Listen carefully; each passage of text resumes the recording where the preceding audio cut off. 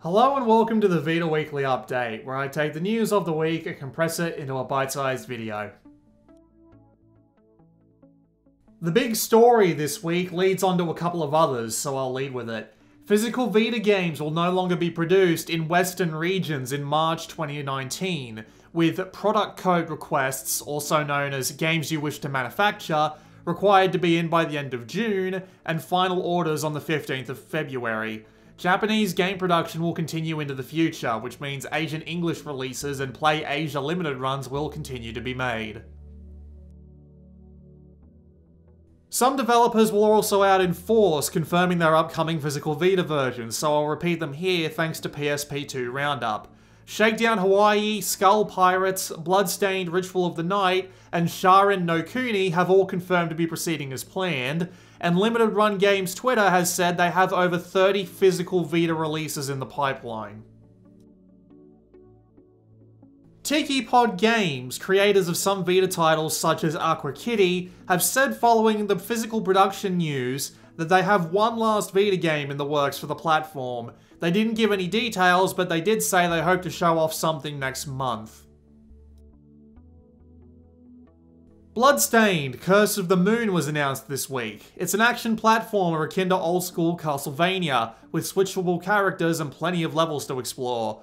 This is the 8-bit game that was the stretch goal on the Bloodstained Ritual of the Night Kickstarter campaign. It'll be out on the 24th of this month for a cost of $10, but if you pledged above a certain level on the Kickstarter, you'll be getting a code for this in your inbox very soon. Kid Trip, an iOS runner/platformer also released on the 3DS and Switch, will be making its way to the Vita and PS4 sometime this year. The game contains an old-school soundtrack and art style, and 20 levels to go through. Play Asia have put up a physical version of Reverie for sale. The special edition comes with a manual, soundtrack, numbered certificate, map, and collector's box for $35 US. It might be sold out by the time you see this, and I apologize if it has.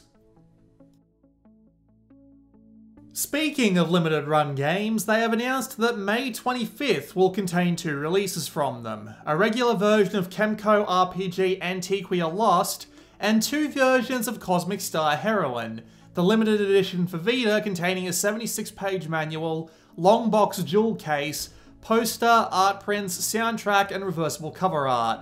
That edition will cost $65 US. The regular versions have not been priced, but one assumes they'll be around $30 US.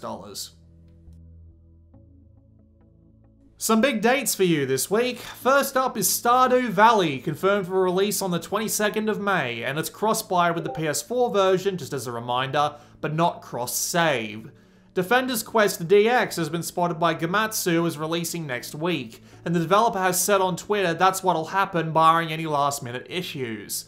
And Bullet Girls Fantasia has gotten a date of August 9th in Japan, however the Asian English release hasn't been dated again just yet. Lastly this week, a correction. I did say last week that Nightcry was not confirmed for Western release, but Playism did indeed announce just before my weekly update was due to go up that they will be bringing the Vita version west at some point. I just missed adding it last week. Sorry about that. That's it for this week. So the upcoming week went from pretty quiet to all hands on deck really quickly. I do have a video coming on Monday for you, a better late than never of a game that recently disappeared, but after that it's going to be an interesting toss-up of who gets me code first. It doesn't matter, it'll turn out fine anyway. As always, thanks to my patrons, Edia, Mathaldu, The Other Richard, Brian, Joey, Twioch, Chen, The Other Joey, Adam, Raymond, Eric, Matthew, Miguel, Alan, Caleb, JR, Brett, Kyle, Billy, Gary, David, and Blizz. Like, subscribe, comment, and share the video around if you liked it. See you next week.